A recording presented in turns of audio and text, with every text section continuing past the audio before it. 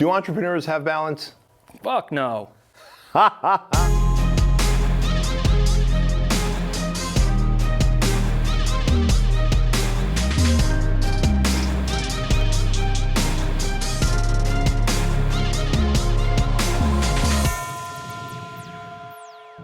Welcome to the Empire Show. My name is Bedros Keuilian, and this is an inside look where we bring in an entrepreneur who's crushing it in business and in life, and he's going to share the secrets to his success. Mr. Cody Sperber, welcome to the Empire Show.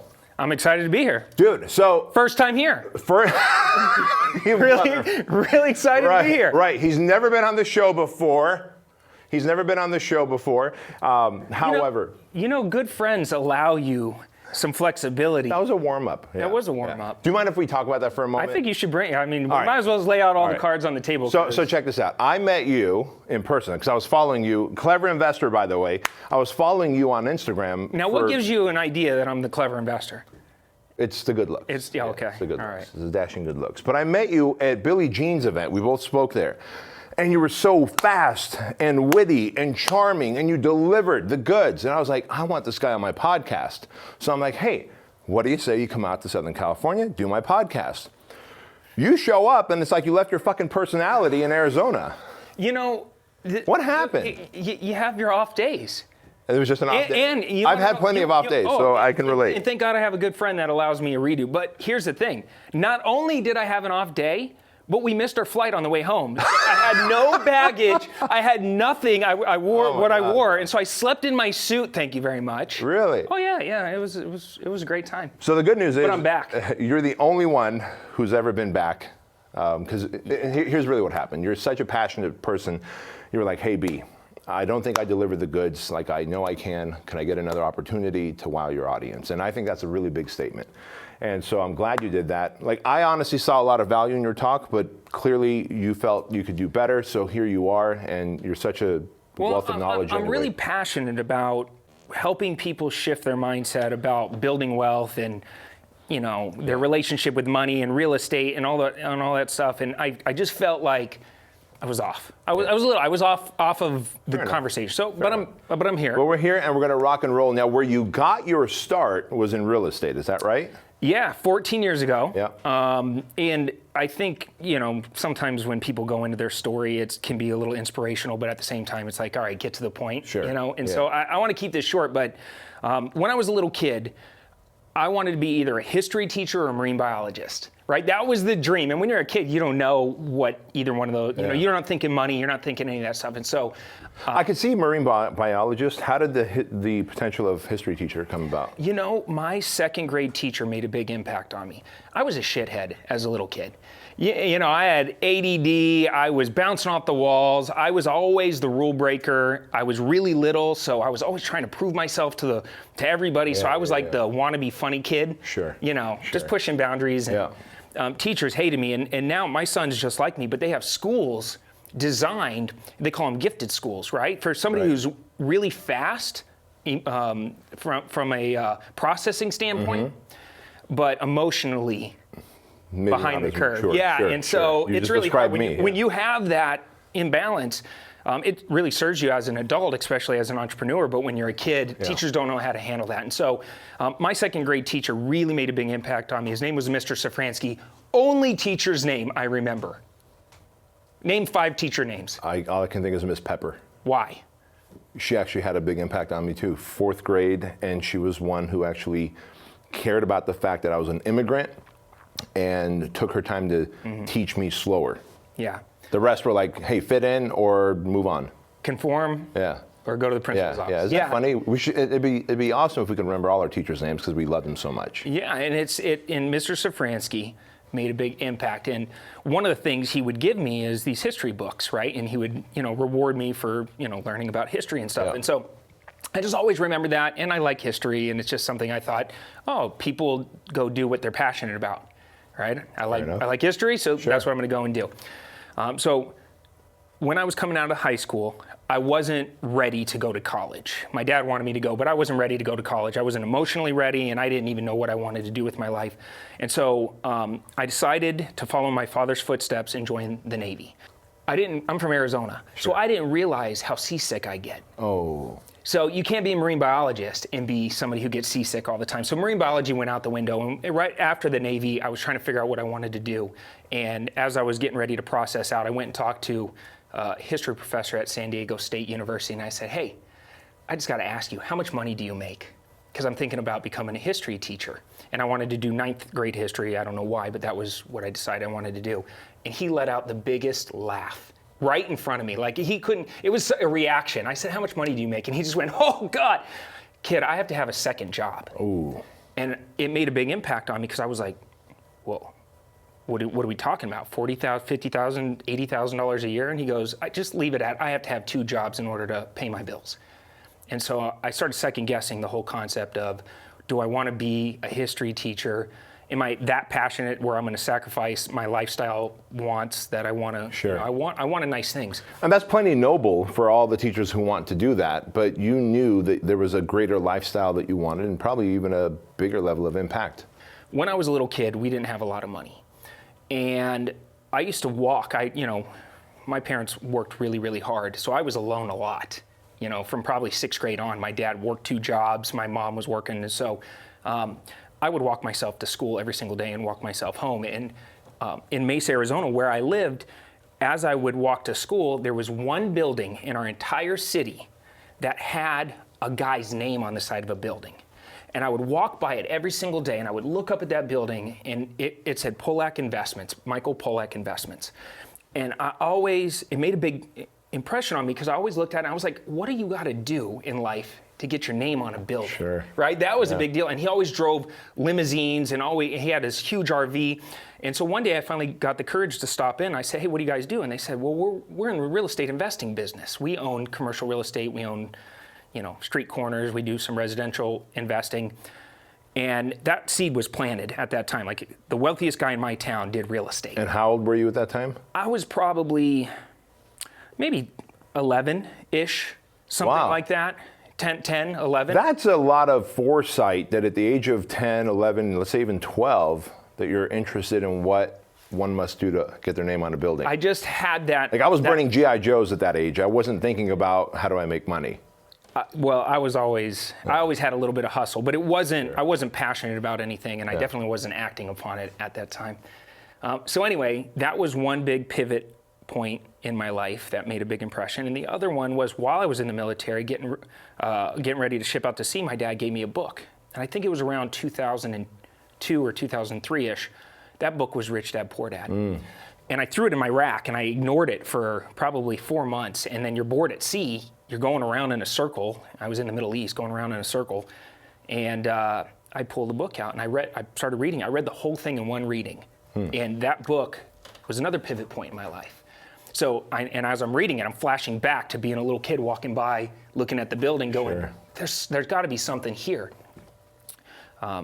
So that's kind of how the real estate seed was planted. Yeah. Now, fast forward, I'm getting out of the Navy. I don't know what I want to do, so I go and enroll in college because I have the MGI bill, so now college is free for me. So I'm trying to figure out what major to pick. And I asked my friend Jeremy to go to lunch with me, who I used to party with, and Jeremy shows up in a brand new Mercedes. This is the 3rd pivot point in my life. And I go, dude, how'd you get the new Mercedes? And he goes, oh, this is so cool. I flipped a house and I made $80,000. Have you ever heard the term flipping a house? Not really. And I wasn't really, when I thought of real estate, I thought of it either very traditionally, like you became a real estate agent and you did real estate, or I thought about it as a landlord. You buy real estate when you can afford it. You go to a bank, you get a loan, you have to have a good job. But what he was talking about was creative real estate investing. And this was a brand new concept to me. And he said, I flipped a house, I made $80,000, paid off all my debt, I bought this car, and I did it with none of my own money out of my pocket. So at this point, you're like, tell me more. Yeah, I'm leaning, I'm doing the leaning. I'm like, you're full of shit. Like this doesn't make sense. Like you can't buy real estate or invest in real estate without money. What are you talking about? So he got out a napkin and he actually penciled out the whole process of what's called wholesaling real estate. So this was my first introduction to creative real estate investing. And the concept's really simple. And I'll just explain it really fast. right now, if you walk down the average American neighborhood and you just look down the street, 95% of the people, they're not in any financial pain. They're not motivated in any way. If they want to sell their house, they're going to hire a real estate agent. They're going to list it on the MLS. They're going to clean it up, do open houses, wait whatever time it takes to get full price or the best price they can. But at any given time, about 5% are in a situation where either the house is in distress or they financially are in distress. Lost a job, going through a divorce, being relocated, inherited unwanted property. Maybe the house is old and ugly and outdated. Maybe it's fire damaged. There's a million reasons that you can think of why somebody would turn that corner. And it happens because life happens like that. And so what Jeremy was explaining was, hey, if you can get good at marketing, you can go and get people that are in that 5% bucket that have to sell quickly, and they're trying to get the cash out of their house. That's all the money that they have, and it's locked in this equity in their real estate. You can get them to raise their hand, and you could talk to them about buying their house for cash. And then the way our real estate laws work is when you show up and you work out a deal and you put their house under contract, the second you fill out that paperwork, they sign and you sign, you now have what's called equitable interest in their property. So even though I haven't bought it yet, I have certain rights. No different than if I rent the property from you, I have certain rights. Wow, sure. So I fill that paperwork out, and now let's say I negotiate a good deal. Let's say the house is worth $150,000, but it needs some work. And you say, hey, I need $120. And I say, man, it needs too much work. We go back and forth. You finally say, I'll take 100. I say, I'm more comfortable 90,000. And you say, fine, can you pay me by next Friday? I say, yeah, sure. So we sign the contract. No money is exchanged hand, but we signed. Yeah. I can now take that contract of a house that's worth 150, but it needs a bunch of work. I have it under control for 90, and I can hold it up above my head and literally go around town and shop the contract and say, who wants this? And I'm talking to landlords and rehabbers. I'm talking to the Michael Polak, the guy with his name on a building. Sure. And I'm basically deal sourcing for him. Because people with money that have lots of cash and deep pockets, they normally have more money than time. So they love a guy like me that has more time than money that will go out and put in the work, and I'll source the deal. I'll get control over it, and then I'll go serve it up to him on a silver platter. Let's say I give it to him for $100,000, and they can step into my shoes. Right. And the seller gets their 90. Well, that means you just made 10 grand in a week. The end buyer gets a good deal, right? And I made 10 G's. Right? I love that. That's what Jeremy did. And he penciled out on this napkin. I took the napkin home. I stared at it, and I was like, I started getting pissed. And I started getting pissed because I'd never heard of this before. And I think this is the reason I'm back here today. Unfortunately, our system, our culture, the way we're taught, we are rigged and conditioned to think very traditionally. And we're not turned on to this idea of creative real estate investing for a reason, right? We're not trained to have a good relationship with money, most of us. I wasn't. Yeah, I wasn't. When I went to ask my dad for money, my dad would naturally say, what, am I made of money? Same here. What, does money grow on trees around here? Like, I wanted a new bike. What, does money grow on trees? Now when I talk to my son, now coming full circle, I don't ever say that stuff. I reprogrammed my language patterns to talk positively about money because I want to set him up for success. But most of us, we're not conditioned that way. And I blame our teachers, I blame our school, I blame my parents because they weren't taught, we weren't taught, and that's why a lot of people are financially in a bad spot. And so I was getting pissed because I'm like, why didn't I know this? And what else don't I know about money? Because if I can go create money like that, and real estate is one of the most proven wealth building platforms and industries in the world. A lot of people make money in real estate and park money in real estate. So I had that napkin for about 2 weeks before I called Jeremy back up and I said, this is either a scam or complete bullshit, or you need to show me exactly how to do this. Right? And he said, let's go back to lunch.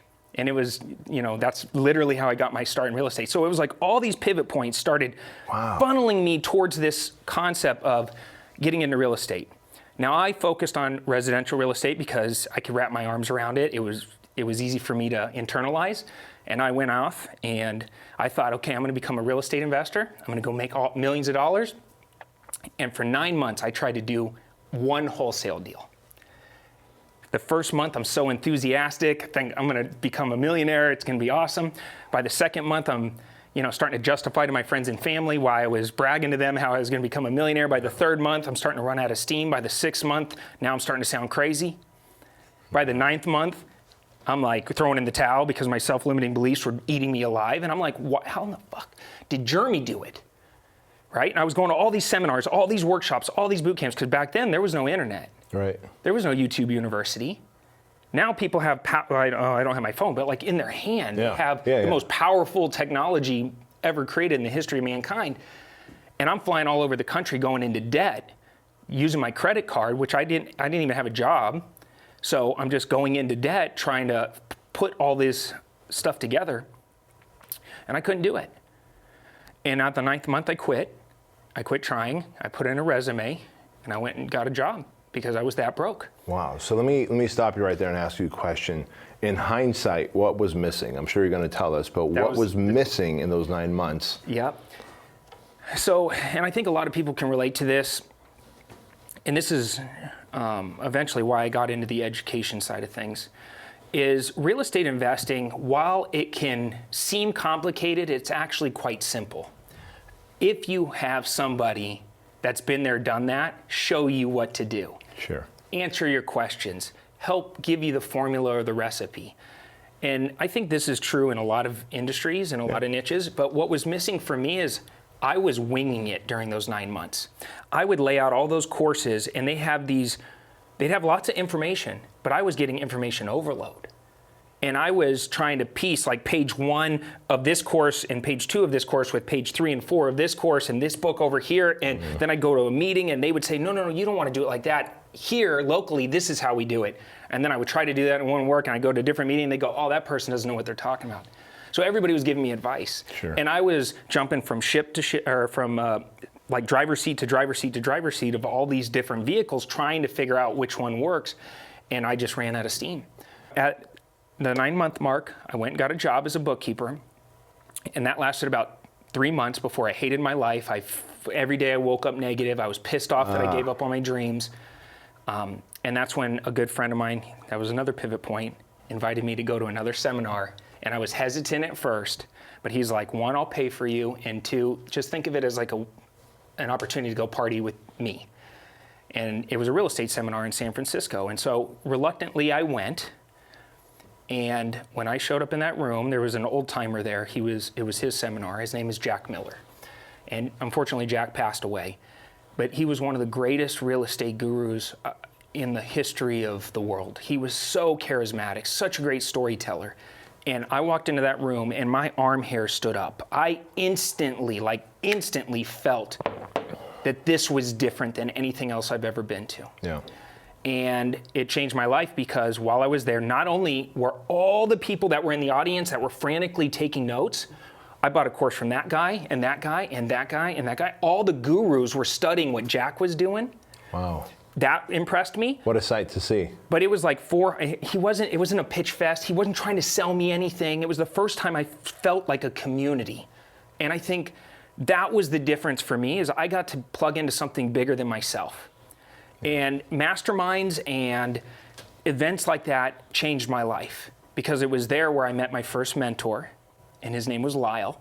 And I met him at the bar, and we were just chopping it up, and he's probably 78 years old now, but this was 14 years ago. And so he had a wrinkly, those polo shirts that you could tell like somebody washed too many times, dried too many, like it's all like wrinkled and all nasty, tucked into Adidas sweatpants that are like pulled up to his nipples, and these, the old people shoes with the Velcro, the big cloppy ones. Is that a word? I think it is. Cloppy is a word. We're going with it. And he had those shoes on, and he would shuffle around, right? He did this shuffle, and I loved it because just such a great memory of mine. But he would shuffle around, and I convinced him while we were at the bar. I said, I will give you whatever money necessary. I will do whatever it takes.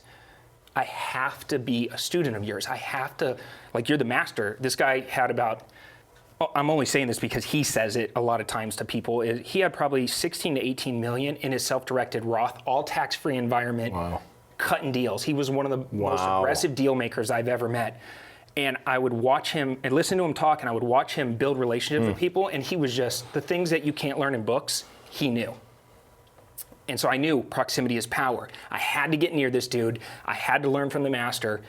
And that was another pivot point in my life, is he took me on. He became my first mentor. And the lessons that he taught me changed my entire life. So all of that led up to me sitting here right now talking to you, because I went off to do over 1,000 deals.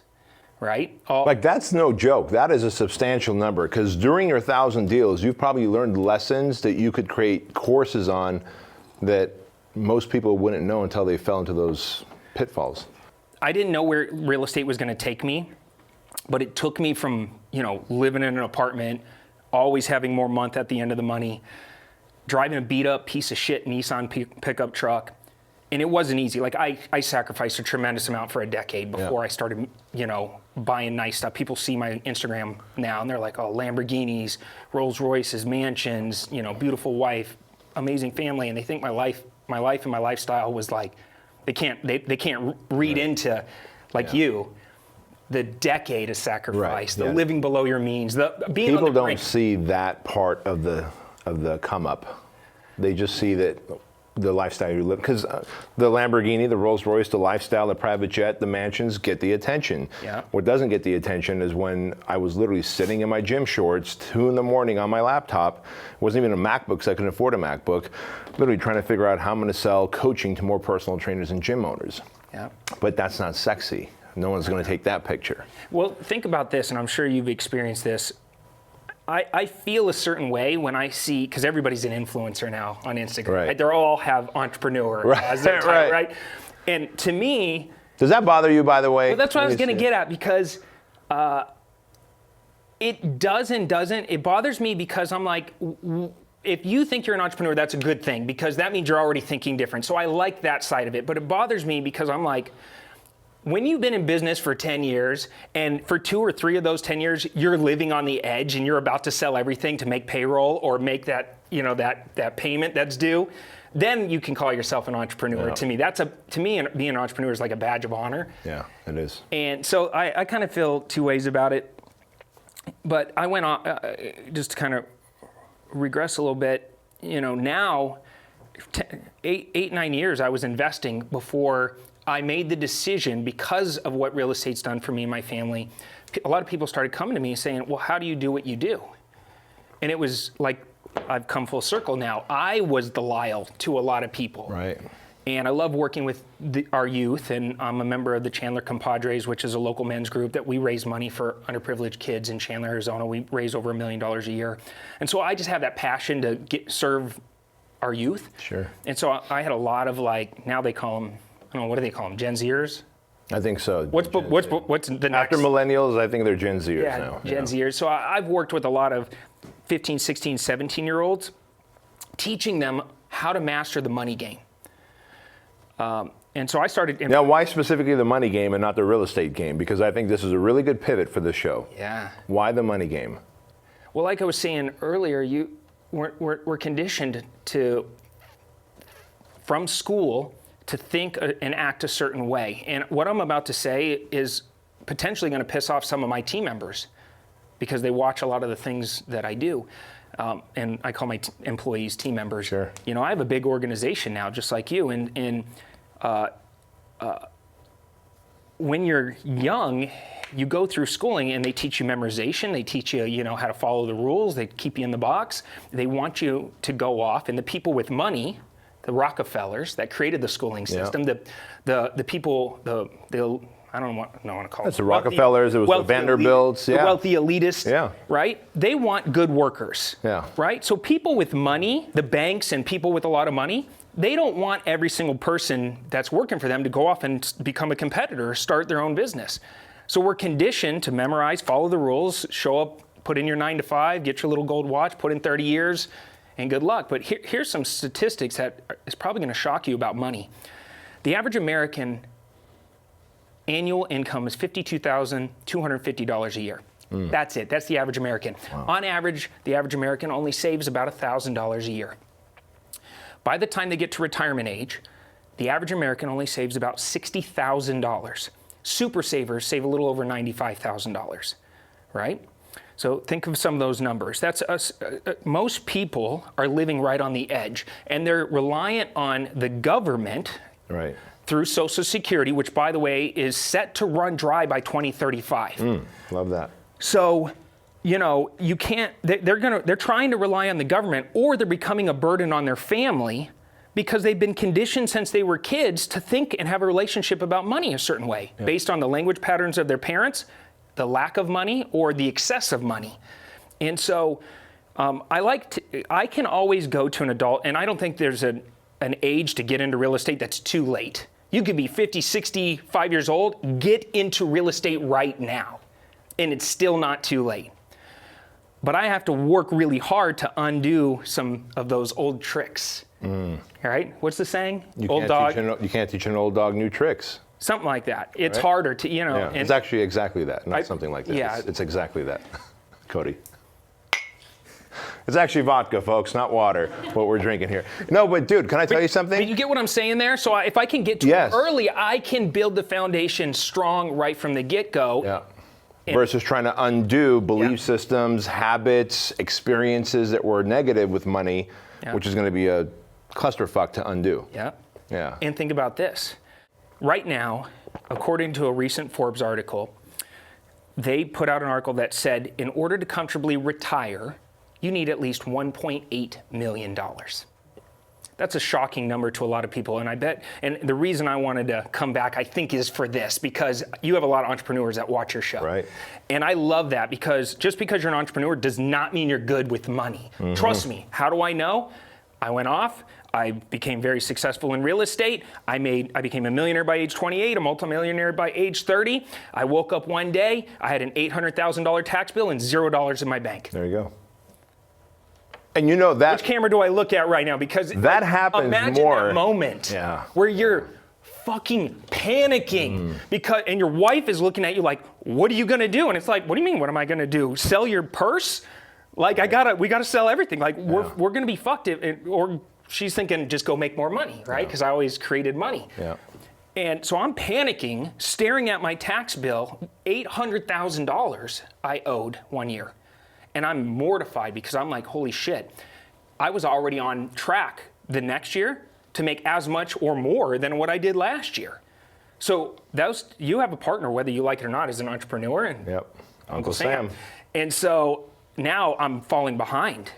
And this is why a lot of people can't break through, is the devaluing of the dollar and the fact that you have to pay taxes on all this stuff. And so $1.8 million is a significant amount of money for somebody to save. Where can you create that kind of money? What industry or niche can you do it in?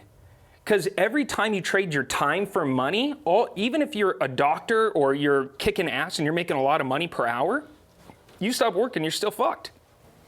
Right? Yeah.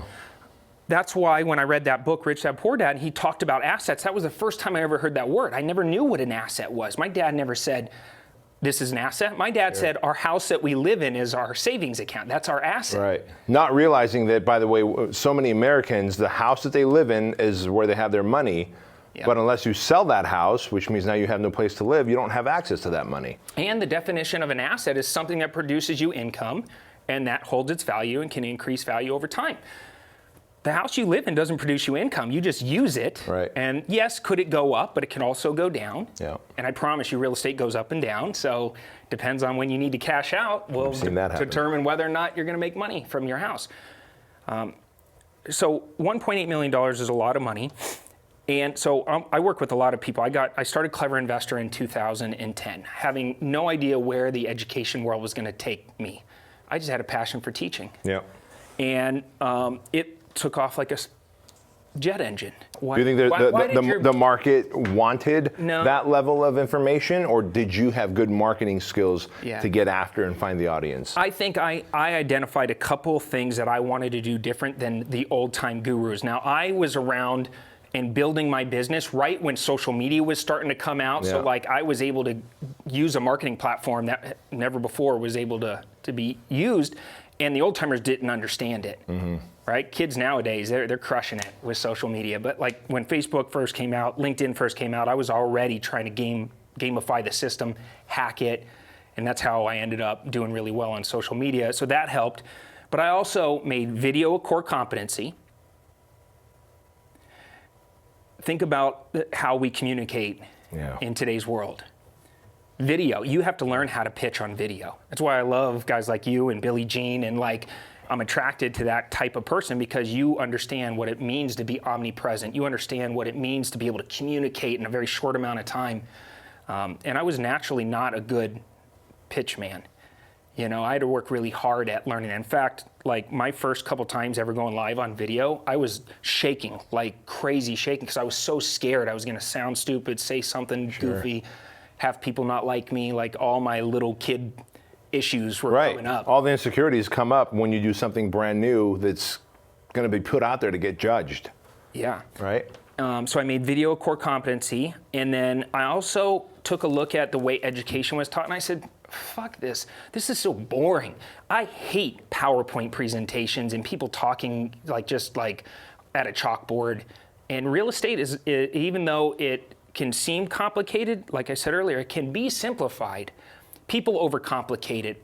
The technical process isn't all that difficult. I could teach you wholesaling in 4 hours, and we could be out trying to do a deal within the next 2 weeks, and I could probably get you a deal, you know, because like I know how to uncomplicate it.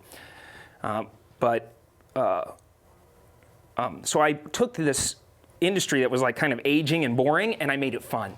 I created skits. I brought in, you know, content writers and like script writers, and I said, let's make it like Hollywoodish. Let's blow shit up. You know, let's make real estate training fun and engaging to the point where they can't not watch it twice. That was like kind of my mission. Let's force people to want to watch it twice. And so our first big course that we put out took off. Yeah. And the business started to scale, and we started dominating social. And then I got into buying ads on Facebook, which was another pivot point in my life, because my first year I had no idea what I was doing. By my second year, I was spending about $3 to $4 million a year on Facebook ads. How nuts is that? And just cranking. You know, people love and hate Cody Sperber because they love the energy, and if they're into real estate, like I'm their dude. But if you are trapped in my web, I am omnipresent in your life. I camp out in your mind because you can't get away. You can't go to a platform. I don't care if it's Pinterest. I'm going to follow you there, and I'm going to serve you ads because I'm so passionate about what real estate's done for me and my family that I have to change your perception of what's reality when it comes to making money. Dude, I love that. And I think that's the mindset that every entrepreneur should have, that I've got this obligation and duty to take my message or my product and feed it to people, even if they don't want to eat it right now because it's good for them. That's the bottom line, because we see that financial literacy is struggling. It's at an all-time low. And you're saying, look, I figured out how to break through and tell people how money works. That's it. And so you owe it to those people. And so when people come to work with me, and I mentor a lot of people now, you know, they think they're just going to come and learn some real estate tactics, and then they discover I'm all about business systems, changing your mindset, changing your language patterns, creating healthy habits. Like all of this goes into making the real estate thing work. And without this part of it, when you hit the challenging times, when it's painful, when it's taking longer than expected, you will quit. It's easier to quit. Right. And so I'm just constantly blending that stuff together. Now, when I was at Billie Jean's event and you were speaking, you were talking all about Instagram, and you were giving away so many great Instagram hacks. But then backstage, you were telling me that, hey, my next move is to go onto YouTube and really own that platform as well. What I love about what you do is once you go OCD on something, and I think that's probably, as an entrepreneur, that's the best way to approach things, is to go OCD and relentless. So what is it that you're doing on YouTube right now that's getting so much traffic? What are some secrets you can share? Yeah, well, first off, I love Instagram, and you know, people that follow me on Instagram I write really engaging captions, and I try to be fun and playful with the way I aggregate content and put it out there. But the thing with Instagram is people follow and unfollow people on Instagram constantly. And it's getting, like, people are starting to get numb to how much motivation's going on and content's going, like, it's like, oh my God, I can't deal with another, motivational meme. Right. YouTube's a different animal. YouTube, if they subscribe to you, they rarely unsubscribe, and they go down the rabbit hole. You can create, even if you're newer at something, or to the industry, even if you don't have a big brand or a big name, you can create influence with somebody very, very quickly on YouTube, because they binge watch all of your stuff, and which automatically puts you up on a pedestal, and if they like the way you communicate, they're going to subscribe. And so for me, YouTube, the model is real simple. 8 to 12 minute videos. You don't want to really go longer. Sometimes it's hard for me to get things out, so I ramble a little bit, so I go longer. But I think that if you can stick to 8 to 12 minutes, my average watch time is about 7.5 to 8.5 minutes. Mm-hmm. You don't want to go longer than your average watch time. Right. I think another thing that makes it really easy is the way I do it is I do like a cold open, and then I do a small sizzle reel, and then I do about an 8-minute training or a 9-minute training. So give us an example of a cold open. So like what you want to do, the way YouTube's algorithm works, and when you talk about hacking systems, I geek out on all I study everything, and I try to figure out how the system works. YouTube behind the scenes is actually like transcribing your video and trying to, between the metadata that you put in and the title and all that stuff and the keywords and what you say in the first minute really matter. So if I want my video, if I know that there's a trending topic, let's take Game of Thrones. Right? Everybody's talking about Game of Thrones right now. So it's like, I just shot a video yesterday where I did something like, will the real estate market crash in 2019? Should people wait until the market hits the bottom before you dive in? Will Dragon, or what's the guy's name? Drago? Yeah. Drogon. Will Drogon, attack Khaleesi by the wall? Like whoever knew about Game of Thrones scripted me like 5 Game of Thrones analogy things. And so we hit that really hard in the first, probably 15 to 20 seconds of the video. So what I did there is I went to another one of my videos that took off and got a lot of views, which was about market crashes. And whenever you get a video to hit, you want to follow it up with more content around that central topic, but then also pick some other trending topics, right? And so that's what a cold open is it just tries to hack the YouTube algorithm a little bit so that way you can ride some waves. And then I have my short little intro, and then I have about 8 to 10 minutes about my thoughts on whether you should wait or not for the market to crash. And how do you close a video up to get the most amount of so there's 2 things. Outcome. There's two little things that I do in almost every video, and if you subscribe, you'll start to see the patterns. First and foremost, I encourage engagement. So I'll actually take clips of people that comment, and I'll mention them in the video, and I'll say, guys, I read every single comment. And on the words, every single comment will be a comment, a comment, and a comment. And the third one will be a funny one. So it'll be like, love your stuff. You're awesome. You're a fucking douchebag. Right? And so it's like, guys, I read every single comment. And I do this because I don't really have a life, and all I do is real estate and read comments. No, I do it because I want to know what you guys, what future content you guys want me to create. And there's one question that keeps coming up that I want to answer in today's video. Right? So by doing that kind of interaction with my audience, people start commenting more, right? Because they want their comment to be up on the screen. They think now I'm going to engage with them. Right. And we do respond to every single comment. So that's a little trick. And then another thing, towards the end of the video, we're always asking them, obviously, what we want them to do, what the call to action is. So for me, at the beginning of my videos and at the end of my videos, I talk about my 30 days to a deal challenge.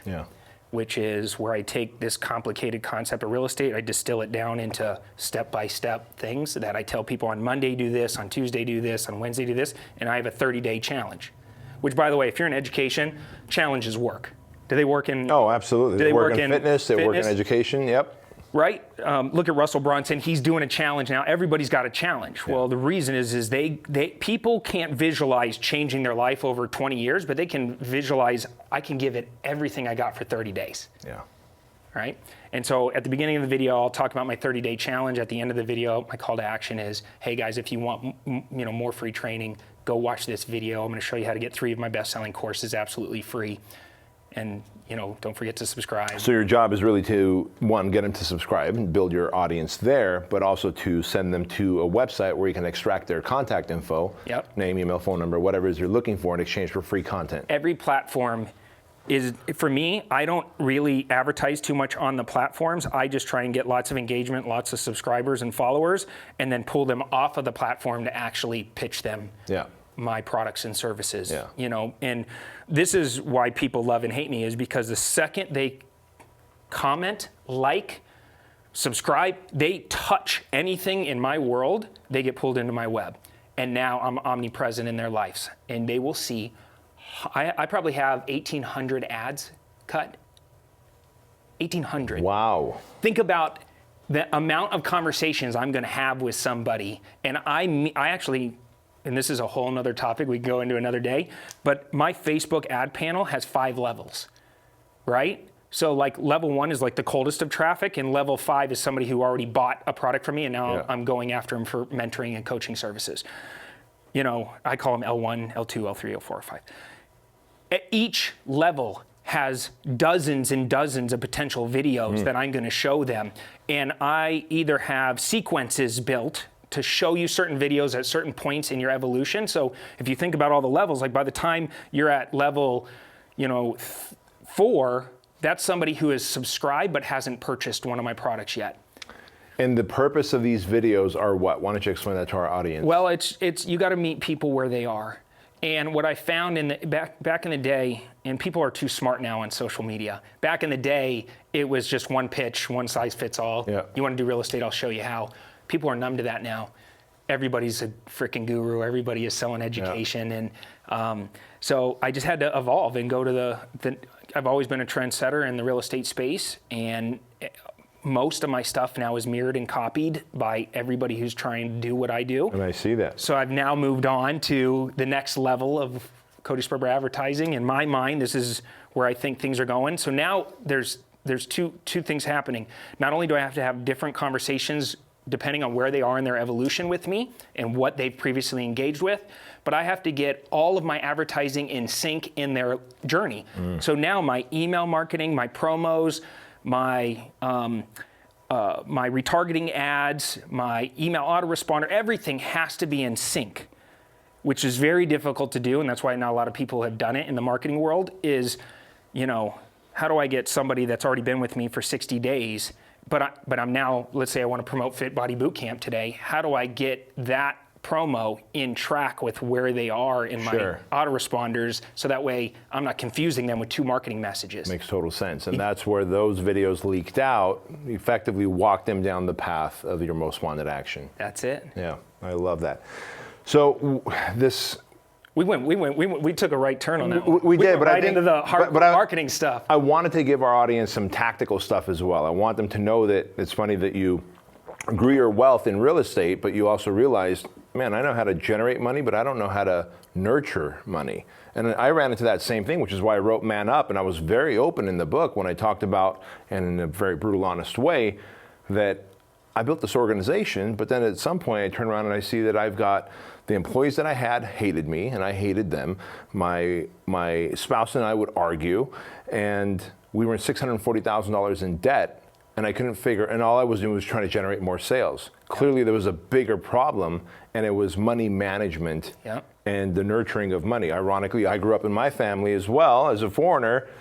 Hey, we run out of money before we run out of month. We had to always pick the option between A and B because we could never have A and B, right? And so those things, until I got rid of those patterns, I wasn't able to understand how money works. Yeah, it just kept slipping through my fingers. And what happened is, after I hit that wall with those taxes, that's when I finally I knew what to do, but how many times do we know what to do, but we don't do it? I knew what to do, but that was the pivot point where it was like, okay, now I'm going to restructure my whole financial foundation to actually get not only out of this, but set myself up so I can get to that 1.8 million. Now, the number in my head is 25 million. Good man. Right? That's my number for me, but 1.8 million is a great number. And there's a lot of people that are like, hey, if I can save 1.8 million, I can comfortably retire. I think it's more like 2.5 million at a base. So if you write down where you're currently at right now and you write 2.5 million or 1.8 million, you might be shocked to see how far away you are from the reality. And you have to do something now because people are living in the retirement age for longer. Yeah. And so for me, when I look at my financial foundation, it starts with how I set my bank accounts up. It goes on to cash flow management. I used to be top line thoughts as an entrepreneur. I used to always think more sales, more revenue, I'm good to go. I'll just make more sales, everything will be okay. As a CEO, I've now evolved and matured to the point where I know that it's cash flow management first and foremost, right? Before anything else. If I can manage cash flow like a boss, I'm good to go. Then it's, I move over into profit, and then I go to top line revenue. So I've completely Isn't that shifted funny? Because you've matured as an entrepreneur, whereas what everyone else is looking at when they first get in is how quickly can I lease a car so that I can take a picture of it? How quickly can I talk about my top line number? And my accountant, who's also a family member, actually my wife's uncle, the dude was like he used to be the accountant for Under Armour, and he's literally built and sold so many businesses. So I was like, dude, you got to be our accountant here at FitBody. And he goes, when he started with us 10 years ago, he says, look, revenue feeds the ego, profits feed the family. I like that. And I love that because like any young entrepreneur, I was all about revenue driven, top line number, but then the profit margins were oftentimes upside down. Oh, it feels good to hit the ink list. Right? Right? Yeah. It feels good to have that plaque on the wall. But it does not feel good when payroll is on Friday and you're looking at your bank account and you're like, what do I do? I'm screwed. Yeah. Right? Yeah, and that's exactly it. And I do think that you have to focus on sales your first year. And I do think that you got to just be the most aggressive. I wear the hat and the shirt today because my job as CEO is to be the loudest megaphone in my business. I should be always branding. Yeah. That made my heart happy when I saw that because I'm like, yeah, that's my dude. So I think it's important to make the sales and learn the psychology and how to powerfully influence people. But as you're doing that, I would read some books like the Vern Harnish. Vern Harnish. It's called Scale Up or Scaling Up. Yeah. If you're already in business and you're ready to go to the next level, that is the Bible, in my opinion, of business books. Because when I was hitting the wall with cash flow problems and all that stuff, even though I scaled to $15 million in gross sales in 2 years. But I was really hitting a wall with cash flow management. I woke up, I had 85, 90 employees. We're blowing money. I had 2 offices. I don't even know why we had a second office. Just because what happens is you hire your initial group, but then they hire the next group, and then they hire the next group, and now your vision and your culture and everything starts shifting as it goes down line.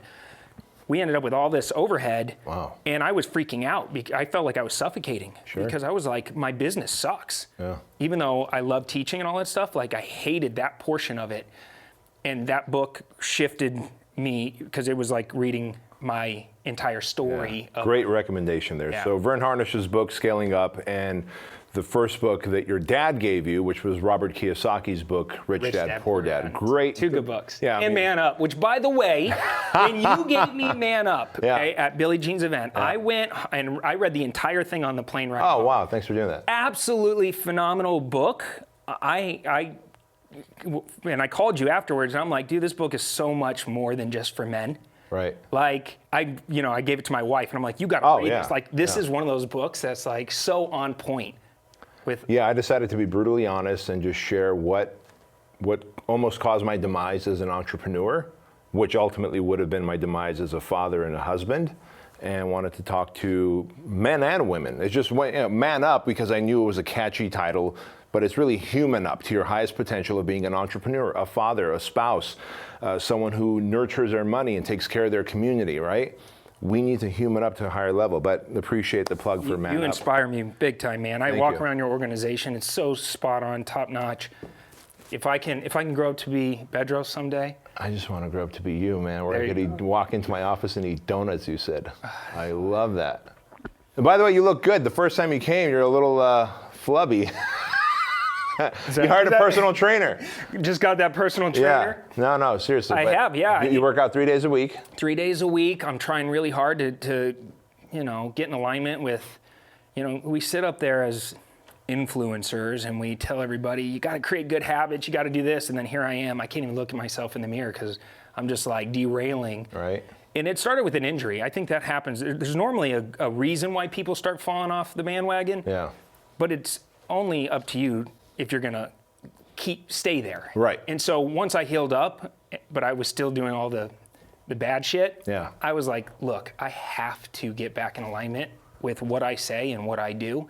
And so I hired the trainer because, just like hiring a mentor or a coach, if you get a trainer, you got to show up. Yeah, and you got to do the work and not just text, right? When you're sitting on the workout benches. I mean, I walk into public gyms all the time. I see how people are actually using the chest press or the leg press machine as a chair to text off of. Oh, yeah. And it just... writing killer tweets. Yeah, it makes me wonder what exactly is the benefit to your health from that. And they're tweeting about being healthy, right? Yeah, that's how that works, yeah. So let me just ask you as we're closing up here, a couple questions. Question number one, how important is that balance to you? I mean, you're successful, and we see you as a mentor, an influencer, someone who understands money and real estate. We see that. Yep.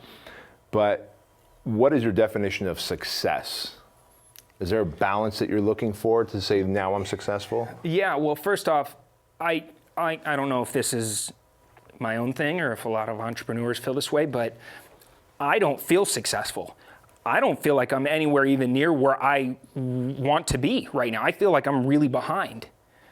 Every day I wake up just feeling like, oh shit, I gotta hustle harder now today than I ever have before in my past because there's some young buck trying to dethrone me right now, wanting to take my customers, wanting to take my, influence away from me. And I think about it. I think about, kind of just, rent due every day type of mentality. Yeah. So it's like, and I'm about to turn 41. I feel like I have more energy now and I'm wiser now to go out there and crush it. And it would be a shame if I didn't play full out today. Ain't that something? I would be letting myself down. And the other side of that is my son just is going into the 5th grade now. My daughter's going into the 3rd grade. They're everything to me. My family is everything to me. And I want to set a new standard. Like I said earlier, I want to change the money game for my family. I tell them every day, like, leadership to me is setting a standard, even when nobody else is looking, always doing the right thing, always playing full out. And if I'm going to tell him that every day before he goes to school, I have to live it. I have to live it. And so, balance, I don't know about balance, but I'm definitely... Do entrepreneurs have balance? Fuck no. Hell no. That's the truth, isn't it? I had to sit my wife down and say, look, here's our upfront contract. I like you, but I want to be a billionaire. So we're either going to get in alignment or it's probably not going to work out for us. And, thank God she's tough. She's definitely my rock, and she's definitely like, I'm going to fuck this word up, consigliere? Yeah. Is that how you say it? I wouldn't know how, but I know what you mean. Yeah, like the mob boss's right hand. If I need advice, she is so intuitive. And I think women have something called emotional intelligence, which I fucking lack. They have high amounts. I go to her and I'm like, what do you think about this? She can read people's energy levels and like personalities, and she's like, nope, don't do business with him or her. Yes, go in that direction. And she's spot on. Almost every single time. So without her, I definitely wouldn't be where I am. But no such thing as balance.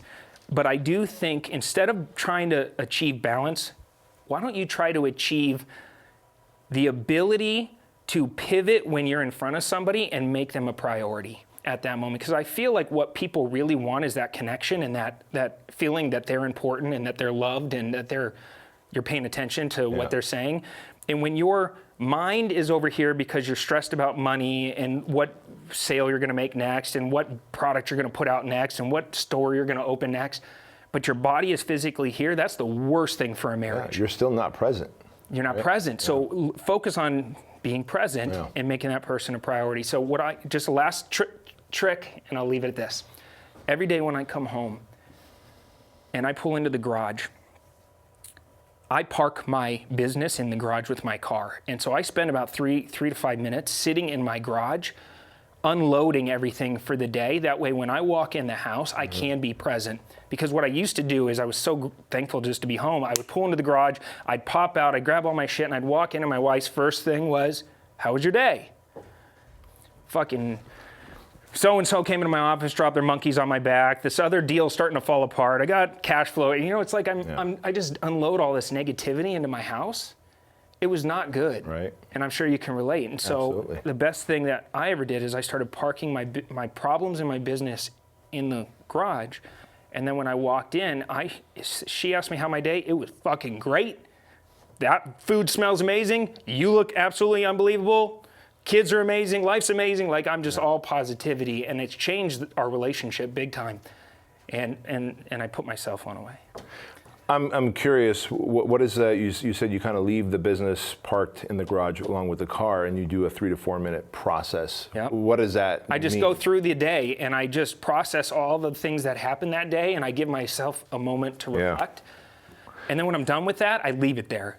I'm not going to walk in and keep talking about it. Like, I have to pivot now and make my Can I tell you family something? All a priority. successful entrepreneurs are the same way, and we all discover strategies like this by first failing at a relationship or almost failing a relationship. A friend of mine and also my therapist, his name is Kevin, and I talk about it openly in my book. I was like, "Kevin, I don't understand." So this is when I was sitting on his couch every Monday afternoon for 16 months. I sat on his couch to just work through my shit, right? And I was like, "I don't understand why my fucking wife and my fucking kids are walking on eggshells when I come home." And he's like, "Well, you're 230 pounds and you're very intense right now on the couch. I'm on eggshells." I was like, "But don't you understand what I do, Kevin?" And he goes, "I do, and they do, but you're walking in with your armor." And he goes, "Why don't you just take a few minutes once you park your car and take the armor off, drop the sword, take the helmet off, and walk in as dad and not the entrepreneur shark?" I love that. And I was like, "Kevin, that's freaking brilliant." It was that little thing he told me, just take a few minutes to take off the armor. Because as entrepreneurs, we're in battle all day long, right? Whether it's that deal fell through or cash flow problems or employee problems. And so we come in fists up, and I couldn't figure out why I was like, "You've been home all day. Why are you on eggshells?" But she's reading off my energy. And soon as I dropped the armor and I walked in, happy-go-lucky, kids come and hug me. The wife's excited to see me. Even the dog's happy to see me, right? And that was one of the biggest lessons I've learned, awesome. big takeaway. So Cody, I'm curious, if someone wants to find you, connect with you, what is the best platform they should reach out to learn more about you and what you do? Yeah, I mean, obviously, Instagram, @CleverInvestor, YouTube, @CleverInvestor, pretty much all social platforms, @CleverInvestor. I'm really putting a lot of energy into YouTube, and I think if you're into real estate and you want to learn how to master the money game, that's a great place to start. You could also go to codysdealchallenge.com if you want me to actually show you over the next 30 days and tell you on Monday do this, on Tuesday do this, on Wednesday do this. It's a step-by-step plan. I demystify wholesaling. It's a wholesaling training. Sure. It's a free video. You can go there and watch it. It'll show you how to get 3 of my best-selling courses absolutely free.